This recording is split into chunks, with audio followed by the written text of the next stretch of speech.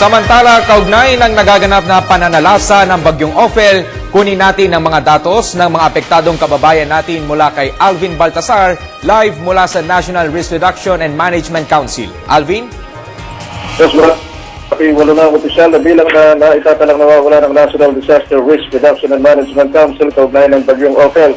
Kinumpirma ni NDR-RMC Executive Director Benito Ramos na 4 sa missing persons simula sa Leyte, 2 sa General Santos City at 1 sa Cotabato City, ganon din sa Obyongan sa Romblon. Sa mga nawawala ay kinilalang sina John Ray Acaso, 28 taong gulang ng Barangay Nueva Estrella Sur, Pintuyan, Southern Leyte, at Johnny Fronda Oxon, 8 anyos ng Barangay Canduyong, Obyongan, Romblon. Sa kabilang banda, sinabi ni Ramos na isang patuloy pa nilang kinukumpirma na umano'y nasawi kaugnay ng bagyo sa area ng Marinduque. 13,505 mga pasahero ang stranded pa rin sa iba't ibang mga pantalan na inaagupit ng bagyo.